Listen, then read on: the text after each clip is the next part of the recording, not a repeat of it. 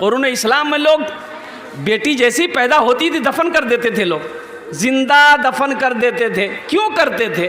तो अय्याम जाहिलियत में लोग ये पसंद नहीं करते थे कि मेरी बेटी हो, बड़ी हो, फिर उसकी शादी करूं, कोई मेरा दामाद बने और हमको दामाद बनकर आंख दिखाए। ससुर बनना नहीं चाहता था कोई, किसी को दामाद बनाना नहीं चाहता था कि कोई दामाद। अच्छा, दामाद थोड़ा टेढ़ा होता है क्या इधर? अरे दामाद की ज़ात टेढ़ा है कि नहीं है? हाई मिल जाए अगर जहेज में, फिर भी टेढ़ा। कितनों दे दीजिए फिर भी घर खाली है। जहेज में कितना भी दे दीजिए फिर भी सबर नहीं है। इंटरनेशनल फकीर है, इसका घर कभी नहीं भरता, इसका घर कभी नहीं भरता। अच्छा एक बताओ नौजवानों, सूद खाना क्या है?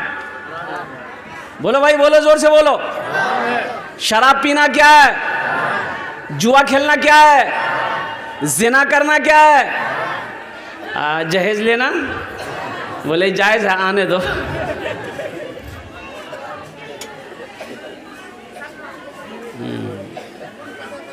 ये भी तो हराम है।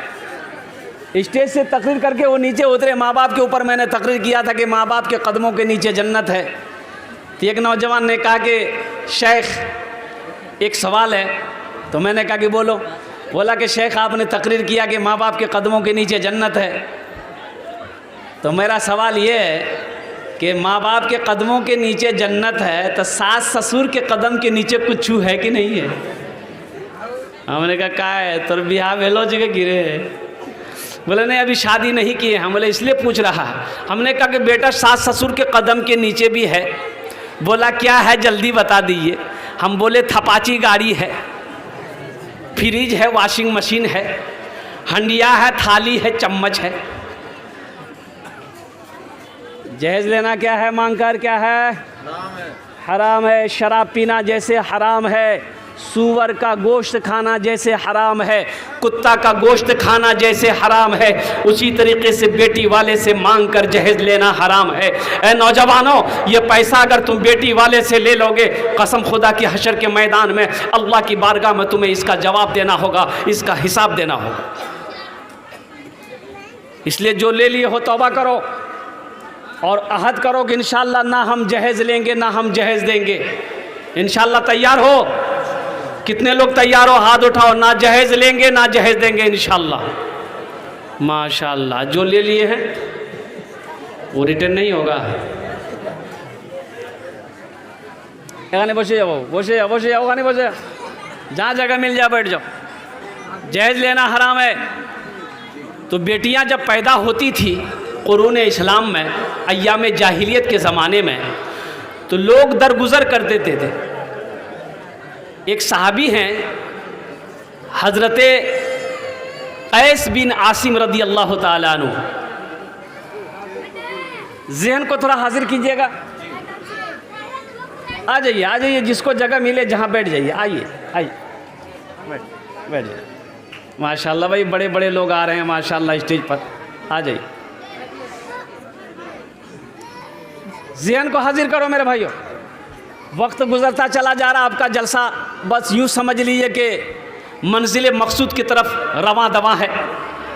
एक सहाबी हैं हज़रत कैस बिन आसिम रदी अल्लाह ताला अन्हु। अय्याम जाहिलियत का एक वाक़या सुनाते हैं, एक किस्सा सुनाते हैं अल्लाह के रसूल जनाब मुहम्मदुर रसूलुल्लाह। सारे लोग बोलो सल्लल्लाहु अलैहि वसल्लम को कि या रसूलल्लाह, अगर आपकी इजाज़त हो तो अय्याम जाहिलियत का एक वाक़या मैं सुना दूँ। अय्याम जाहिलियत का मैं एक वाक़या सुना दूँ। तो अल्लाह के रसूल ने इरशाद फरमाया, सुनाओ क्या वाक़या है, सुनाओ तो सही। तो उन्होंने कहा या रसूल अल्लाह, मैं सफ़र में जा रहा था तो मेरी बीवी को हमल था और मैंने बीवी से कह दिया था कि अगर बेटा हो जाए तो मुबारक, अगर बेटी हो जाए तो मेरे आने से पहले ही उसे दफन कर देना, हम बेटी की शक्ल देखना नहीं चाहते। या रसूल अल्लाह सल्लल्लाहु अलैहि वसल्लम, हमने अपनी बेटी को, बीवी को वसीयत किया, सफ़र पे मैं निकल गया। 6 महीने 8 महीने के बाद जब मैं वापस घर आया, और कुर्बान जाओ, है। तो मैंने अपनी बीवी से पूछा कि क्या हुआ, तो बीवी बोली बेटी हुई थी और मैंने उसे जो आप कहे थे मैंने वैसे कर दिया। दरअसल में वो उनके घर में एक बेटी पैदा हुई थी और इन्होंने अपनी बहन के घर में इस बच्ची को भेज दिया कि तुम परवरिश करो, इसका बाप का वसीयत था कि बेटी होगी तो इसे दफन कर देना, हम दफन नहीं करना चाहते, ये बच्ची मेरी जिंदा रहे, तुम इसे पालो। वक्त गुजरता चला गया। अल्लाह के रसूल जनाब मोहम्मदुर रसूलुल्लाह सल्लल्लाहु अलैहि वसल्लम बड़े गौर से इस वाक़े को सुन रहे हैं। वो सहाबी रसूल कहता कि या रसूलल्लाह 4 साल का वक्त गुजरा, मैं फिर एक मरतबा सफ़र में गया। मैं सफ़र से जब वापस घर आया तो मैंने अपने आंगन में देखा एक छोटी सी बच्ची खेल रही है। छोटी सी बच्ची खेल रही है तो मेरी नज़र पड़ी तो बच्ची मुझे टिकटिकी बांधकर देख रही है, तो मैं भी देखने लगा। बड़ी प्यारी बच्ची थी या रसूल अल्लाह। उस बच्ची की चेहरे को मैं देखूं तो मेरी नज़र हटती नहीं थी। या रसूल अल्लाह, मैं ज़रूरियात से फारिग हुआ, बैठा, अपनी बीवी से पूछा कि बच्ची कौन है।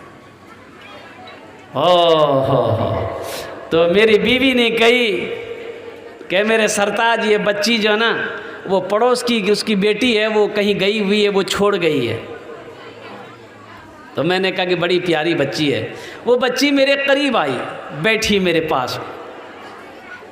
मैंने उस बच्ची को यूँ इशारा किया गोद में आने के लिए, तो मेरे सीने से चिमट गई। मुझे बड़ा प्यार आया। अपने जानू पे उस बच्ची को बिठाया। खाना निकला, मेरी बीवी खाना लेकर आई। मैं खाना शुरू किया तो सबसे पहला लुक़मा उस बच्ची के मुंह में मैंने डाला। और वो बच्ची या रसूल अल्लाह सल्लल्लाहु अलैहि वसल्लम, उस बच्ची की अकल को देखें या रसूल अल्लाह। जैसे ही मैंने उसके मुंह में लुक़मा डाला, उस बच्ची ने भी रोटी का टुकड़ा तोड़कर मेरे मुंह में भी डाला। आहा, जानते हैं हज़रत कैस बिन आसिम ये वाक़या सुना रहे हैं, रोते जा रहे हैं, रोते जा रहे हैं। अल्लाह के रसूल सल्लल्लाहु अलैहि वसल्लम भी रो रहे हैं। कैस बिन आसिम कहते हैं कि या रसूल अल्लाह सल्लल्लाहु अलैहि वसल्लम, मैं जब रात में बिस्तर में सोया तो बच्ची मेरे बगल में आकर सोई, मैं उसे सीने पे सुलाया।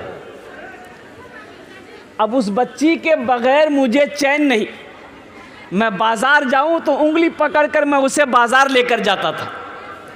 घर में जब तक रहता था मैं उनके साथ ही रहता था, मेरे साथ ही इर्द गिर्द ही रहती थी, खाना साथ खाता था।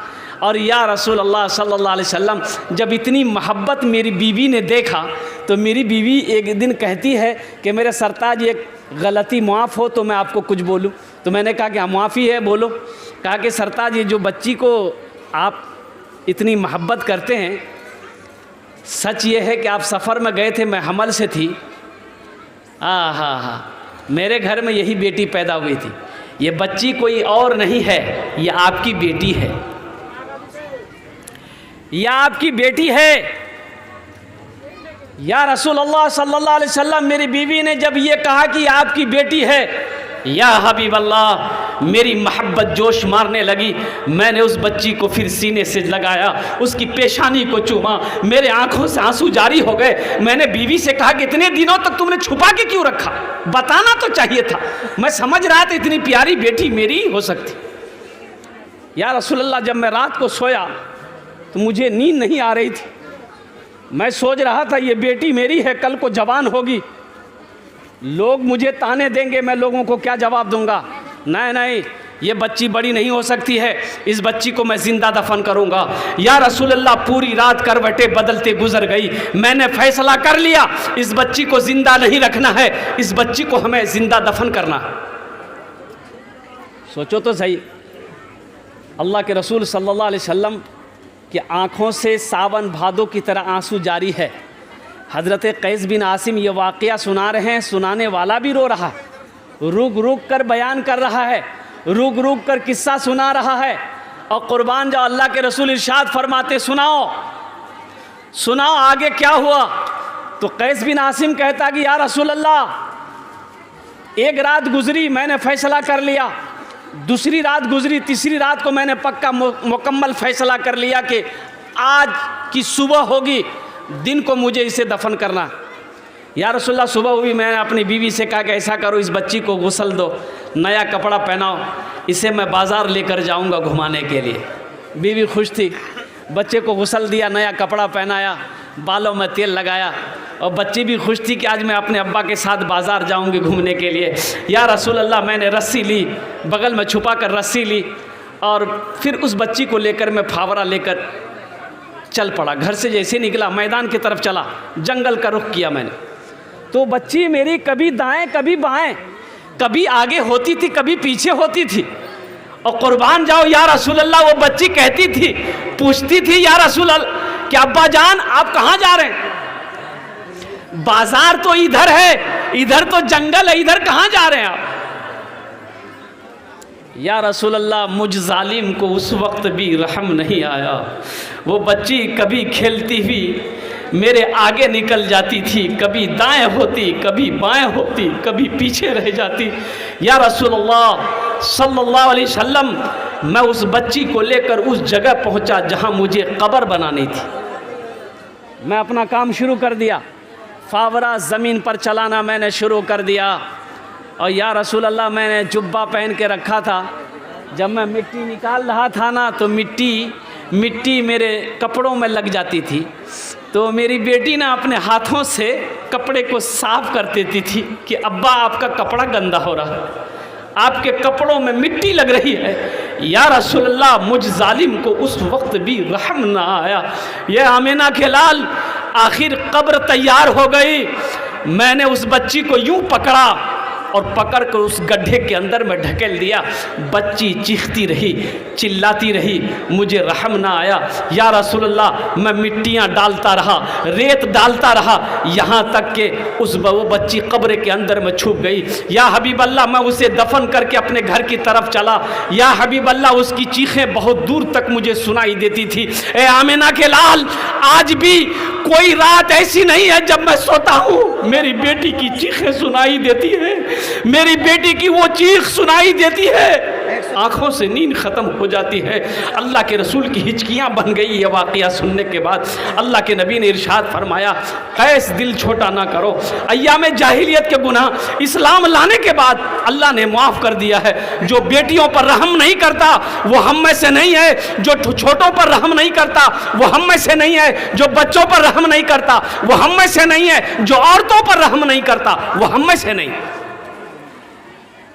इसलिए बेटियों का मकाम है, बेटियों के मकाम को समझिए। औरतों का भी एक मकाम है। और रेजाबुल हक 100 नगद 5 बैग सीमेंट। माशाअल्लाह, नारे तकबीर। कैसे नारा लगा रहे हैं, मिस कॉल की तरह नारा लगा रहे हैं। दोनों हाथ उठा के नारा लगाइए तो नारे तकबीर, नारे तकबीर। हाँ माशाल्लाह, रेजाउल हक साहब ने 100 रुपये नगद दिए, 5 बोरी सीमेंट। अल्लाह उसके इस दान को कबूल फरमाए। और कहाँ रेजाउल बाबू कहाँ?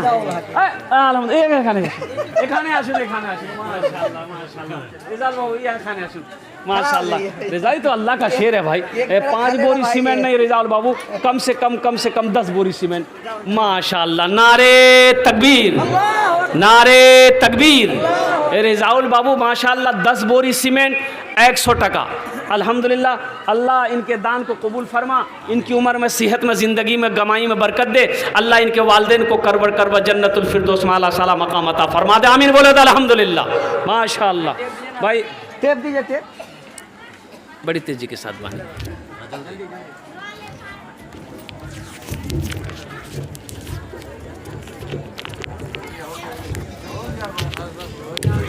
बेटी घर में पैदा हो, एक बेटा है,